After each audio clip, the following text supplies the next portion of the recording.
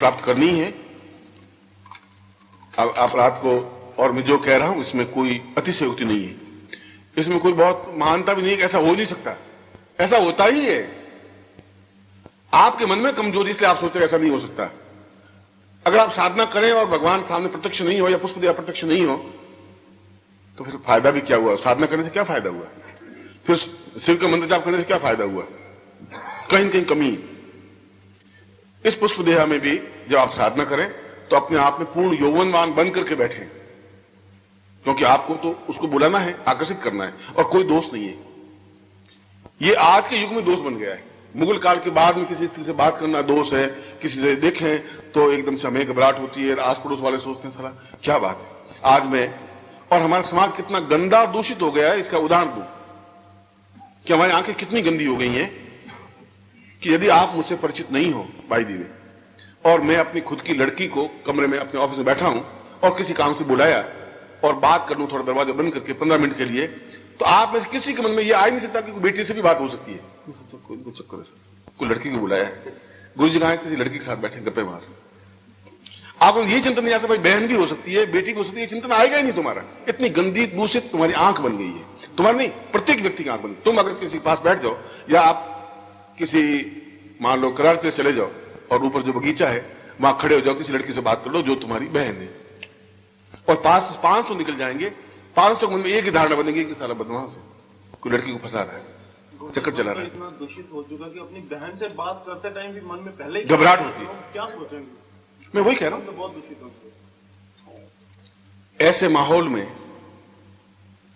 माहौल में हमारी जब आंख गंदी हो गई है तो हम किस आंख से साधना, किस आंख से देखेंगे, किस आंख से पुष्प देहा को देखेंगे, किस आंख से शिव को देखेंगे, कृष्ण को किस आंख से देखेंगे? क्योंकि हमारी आंख ही गंदी, हमारी आंख गंदी है। हम चाहे साधक कहें अपने आप को, आंख स्वच्छ होनी चाहिए। ऐसा है नहीं, घबराहट है नहीं मुझे। मैं किसी से बात करता हूं मुझे कोई घबराहट होती नहीं। तुम सोचोगे, तुम्हारी माइंड संकीर्ण होगा, तुम ऐसा सोचोगे, तुम सोचते रहिए।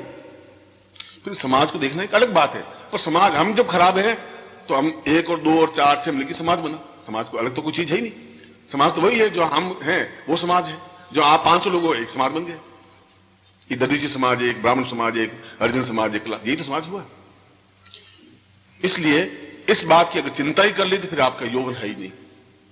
इसलिए उस मंत्र को जाप करते समय आप यौवनवान बन के बैठे। यौवनवान बन के मतलब है एकदम, चाहे आप कोट पैंट स्वेटर पहन करके बैठ सकते हैं साधना में, ऐसा भी कोई जरूर नहीं। और यदि आप साधक के कपड़ों में बैठे तो पूर्ण यौवन के साथ बैठे, प्रचंडता के साथ बैठे। मरे हुए पुष्प देहा मंत्र नहीं हो सकता एकदम से पुष्प देहा होगा।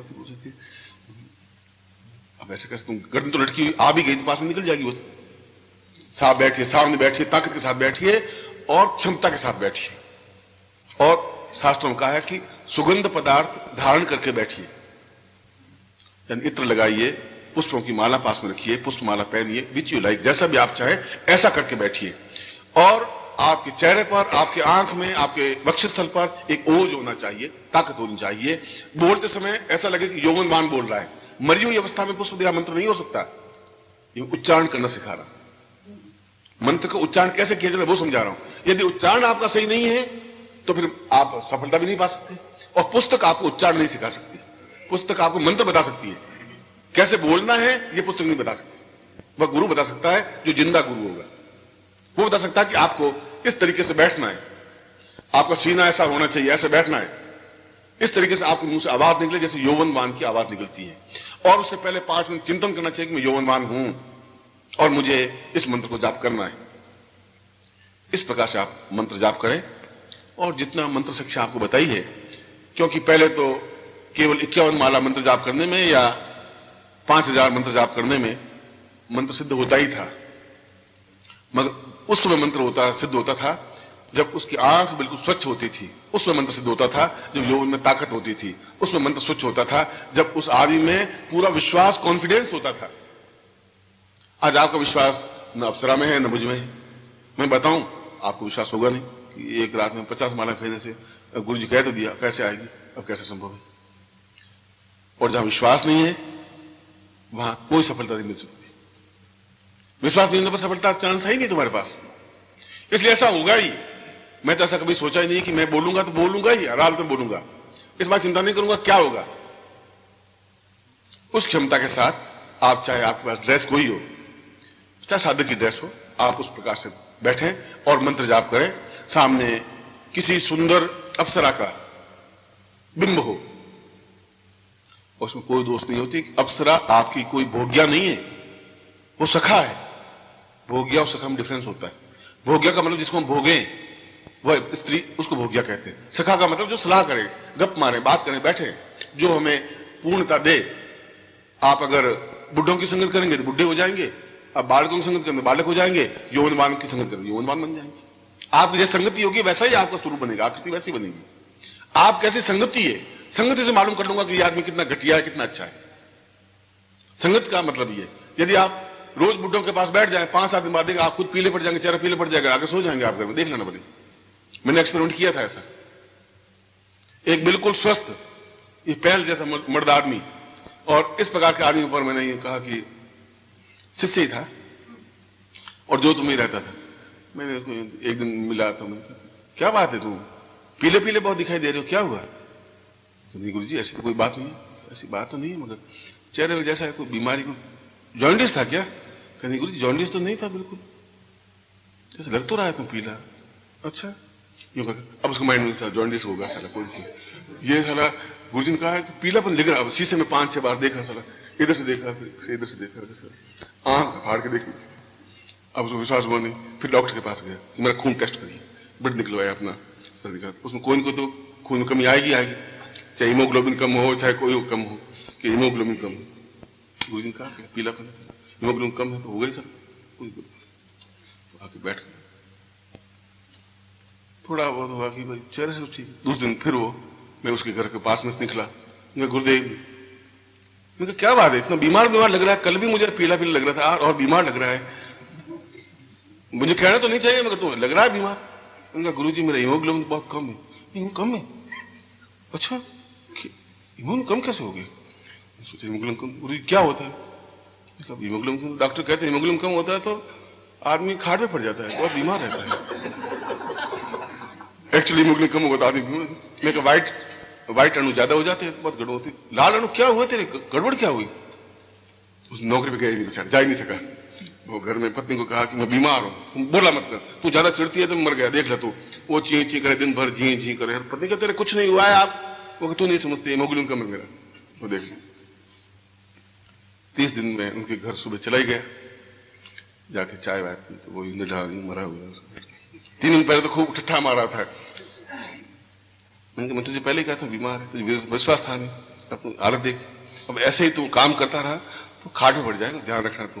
और गुरुजी कल से मैं खाना ही नहीं खा सकता, पचे नहीं, ऊब गई, अब उल्टी आ रही, रात को नींद नहीं आई और बहुत बेचैनी रही और पसीना पसीना शरीर हुआ, कभी भी एकदम सर्दी लगती, कभी पसीना होने लगे। मैं भी पहले ही कह रहा था, ऐसा है कुछ न कुछ है जरूर, तेरे चेहरे से लग रहा है। 30 दिन अस्पताल में भर्ती हो ही गया वो। अब बताओ, बिल्कुल स्वस्थ व्यक्ति को 3 दिन में मैंने बुढ़ापे की बातें कर करके पेट बुढ़ा बढ़ा दिया, अस्पताल में घुसवा दिया। ये एक्सपेरिमेंट। अब तुम जैसे संगति करोगे उस बुढ़ो के यही कहेंगे, अब कुछ नहीं भैया, राम का नाम लो और बस कुछ नहीं है, बेटे मानते नहीं, बहुएं साली बदमाश हो गई हैं, कहने मानती नहीं है। ये मैंने सोचा और साथ देगी, और भी बहुओं का साथ देने लग गई, अपन तो भैया अकेले रह गए, अपने सोचे अपन भी अकेले रह गए, वो रह गए, तो 30 दिन तो मैं बुढ़ा बन ही जाऊंगा। तो आप जैसे संगति करेंगे, इसलिए सखा, उसकी संगति करने से आप यौवनवान बने रहेंगे, क्षमतावान बने रहेंगे, ताकतवान बने रहेंगे, जोश बना रहेगा, एक तूफान सा बना रहेगा, काम करने की धुन बनी रहेगी। इसलिए उसकी साधना, इसलिए अपनी पत्नियों को जाकर कह देना कि पुष्प दिया साधना करने से कोई खतरा नहीं तुझे। वो सोचे गुरु जी ने ये कौन सा खेल खेल दिया, ऐसा नहीं। पुष्प दिया का साधना करने का मतलब है कि हमारे जीवन में कोई कमी नहीं रही, हम पूर्ण स्वस्थ होंगे, यौवनवान होंगे तो बहुत कुछ कर सकेंगे। इसलिए उस मंत्र के साथ, जो मैंने मंत्र दिया है, उस मंत्र के साथ आप नित्य 11 माला या 21 माला या 5 माला जो भी हो आप करें, और कम से कम कुल मिलाकर के आपको 300 मालाओं की आवश्यकता है मंत्र जाप में, यौवनवान और स्वस्थ बने रहने के लिए। पहले एक रात्रि में ही मंत्र जाप कर लेते हैं 300 मालाएं, छोटा मंत्र है, मगर आप 2 या 3 दिन में ऐसा संपन्न कर सकते हैं। और जो मैंने बताया कि गुरु प्रत्यक्ष या सजीव गुरु के बारे में, तो अगला जो गुरुवार है, उसमें तो गुरु प्रत्यक्ष सिद्धि साधना ही, क्या यही है? गुरु प्रत्यक्ष सिद्धि साधना का तात्पर्य यह है कि गुरु स्वयं अपने पूरे ज्ञान के साथ मेरे शरीर में समाहित हो। गुरु प्रत्यक्ष, गुरु का मतलब गुरु प्रत्यक्ष तो है ही, मैं बैठा हूं आपके सामने, गुरु प्रत्यक्ष हो गए, फिर साधना की क्या जरूरत है उसमें? मगर प्रत्यक्ष तो हो, मगर तुम्हारे मेरे बीच में 1-2 फुट का फासला है और 1000 मील का फासला है। इसके मेरे बीच में 1000 मील का फर्क है, यहां बैठा है। इसके मेरे बीच में आधा किलोमीटर का फर्क है, इसके मेरे बीच में 1 इंच का फर्क है। इसलिए कि आपके शरीर में, आपके प्राणों में मैं कितना समाया हुआ हूं। मैं का मतलब नानक सिमाली नहीं, मेरा पूरा ज्ञान, मेरा पूरा चिंतन, मेरी पूरी विचारधारा, वह कितनी प्राणों में समाई हुई है, आपके प्राणों में, और नहीं समाई हुई है तो फिर कोई ऐसी साधना हो जिसके माध्यम से मेरे प्राणों में वह गुरु अपने पूरे ज्ञान के साथ समाहित हो, जिससे कि जो मुझे 300 मानवों का कहा है, फिर मुझे 3 मानवों में सिद्धि मिल जाए, फिर 300 मानवों की जरूरत नहीं पड़े, क्योंकि वह पूरी साधना सहित गुरु मेरे प्राणों में समाहित हुई। इसलिए पहले शास्त्रों में अंत में जो दीक्षा देते थे, गुरु प्रत्यक्ष सिद्धि साधना देते थे। जब उसको घर विदा करते थे 25 साल की अवस्था में, तब गुरु प्रत्यक्ष साधना सिद्धि देते थे कि मैं तुम्हारे प्राणों में, प्राण के अणु अणु में, कण कण में, रक्त के कण कण में समाहित रहूंगा, और जब मैं अपने ज्ञान के साथ और चिंतन के साथ समाहित रहूंगा तो फिर तुम्हें इतनी लंबी छोटी साधनाओं करने की जरूरत नहीं रहेगी। तुम गृहस्थ जीवन में पूर्ण सफलता प्राप्त कर सकोगे, तुम वानप्रस्थ जीवन में सफलता प्राप्त कर सकोगे। इसलिए गुरु प्रत्यक्ष साधना सिद्धि की जरूरत थी, या गुरु प्रत्यक्ष साधना की आवश्यकता है। इसलिए प्रत्येक साधना के पहले गुरु पूजन आवश्यक है, गुरु का नाम लेना आवश्यक है, चाहे कोई गुरु हो आपके, और उसका गुरु ब्रह्मा गुरु विष्णु करने की जरूरत है।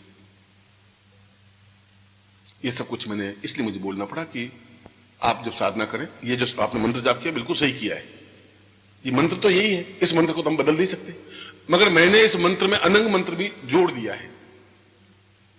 इसलिए अप्सरा को रति भी कहते हैं, अप्सरा भी कहते हैं। पुष्प देह का मतलब है कि उसका यौवन एक गुलाब के फूल से भी हल्का है, मगर उसमें वेग इतना है कि पूरे समुद्र को अपने आप में समाहित कर ले, इसलिए उसका नाम पुष्प देह है।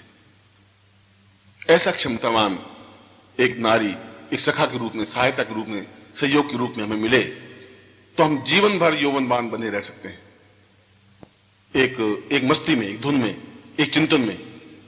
इसलिए तुमने नहीं, जितने भी देवता हो उन्होंने इस प्रकार के अप्सराओं की साधना की है, चाहे वो शिव हो, चाहे विष्णु हो, चाहे रुद्र हो, चाहे इंद्र हो, चाहे कोई हो, चाहे राम हो, चाहे कृष्ण हो, चाहे बुद्ध हो, चाहे महावीर हो। साधना में कोई दोष नहीं है, क्योंकि अगर हमारे आंख में भोग्या भाव नहीं है तो फिर कोई चिंता की बात नहीं है। और आपको जीवन में इस जो मैंने मंत्र का एक अनंत साथ में समाहित किया है, वह पूर्ण क्षमता के साथ आप मंत्र जाप करें, और करेंगे तो अवश्य ही आपको सफलता मिलेगी। मैं एक बार फिर आपको हृदय से आशीर्वाद देता हूं। पूज्य गुरुदेव की जय, पूज्य गुरुदेव की जय, पूज्य गुरुदेव की जय, पूज्य गुरुदेव की जय।